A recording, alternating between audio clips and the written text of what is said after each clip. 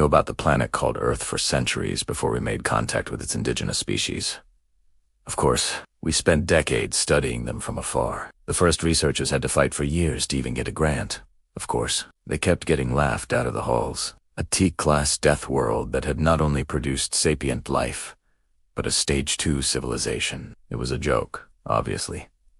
It had to be a joke, and then it wasn't. And we all stopped laughing. Instead, we got very, very nervous. We watched as the human civilizations not only survived, but grew and thrived, and invented things that we had never even conceived of. Terrible things.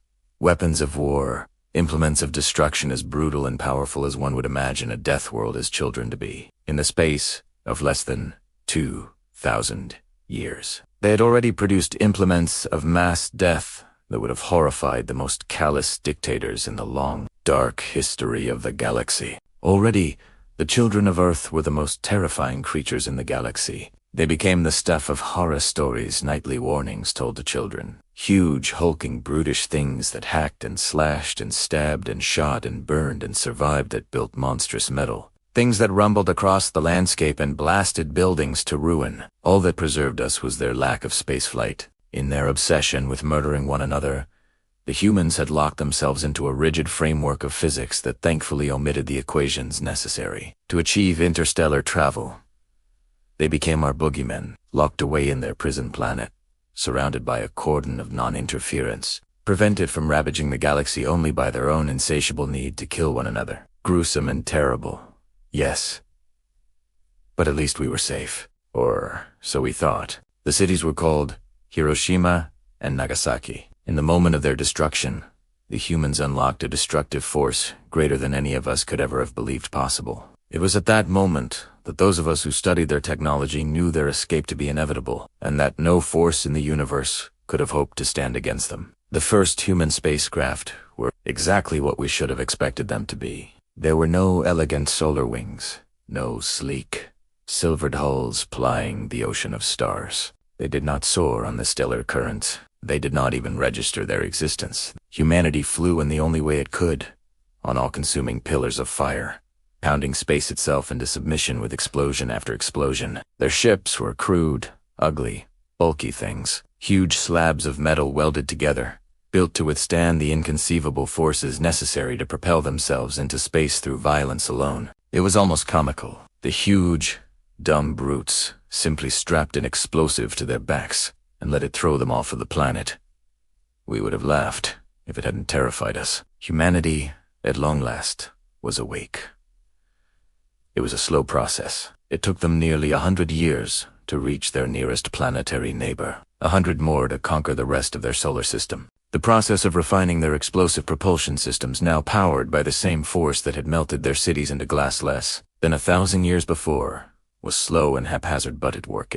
Year by year, they inched outward, conquering and subduing world after world that we had deemed unfit for habitation. They burrowed into moons, built orbital colonies around gas giants, even crafted habitats that drifted in the hearts of blazing nebulas.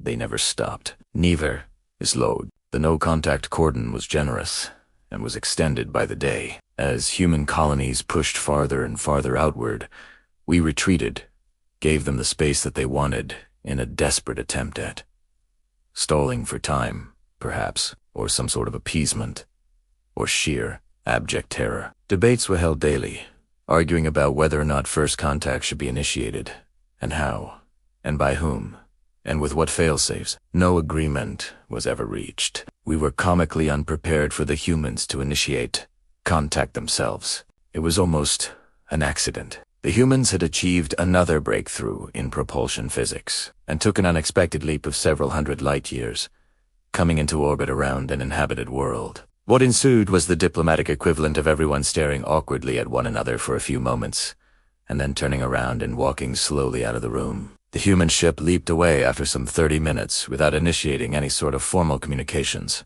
But we knew that we had been discovered, and the message of our existence was being carried back to Terra. The situation in the Senate could only be described as absolute, incoherent panic. They had discovered us before our preparations were complete. What would they want?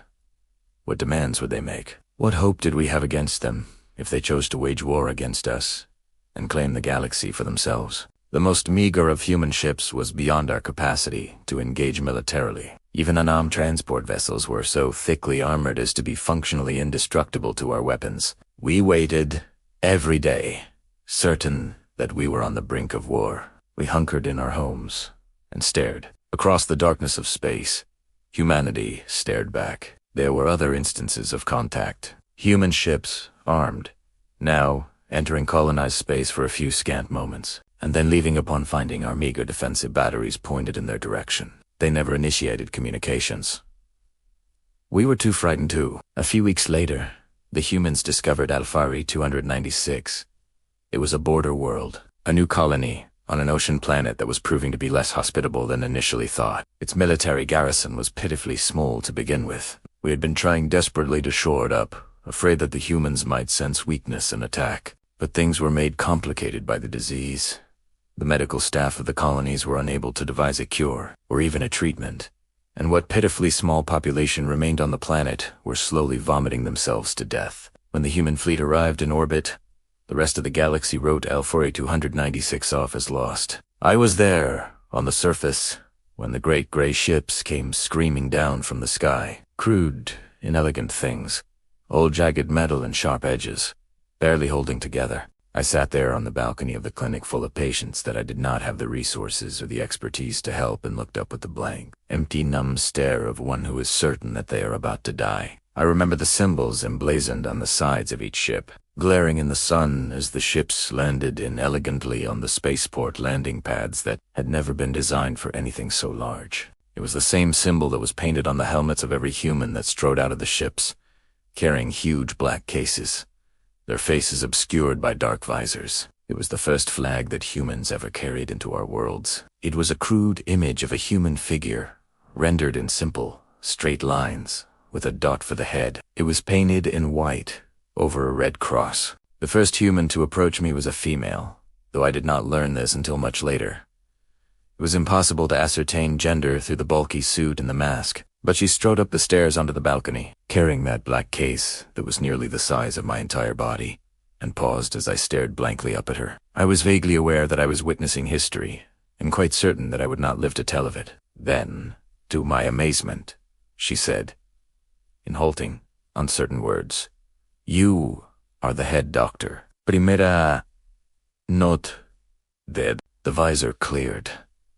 The human bared its teeth at me. I learned later that this was a grin, an expression of friendship and happiness among their species. "We are the Doctors Without Borders," she said, speaking slowly and carefully. "We are here to help."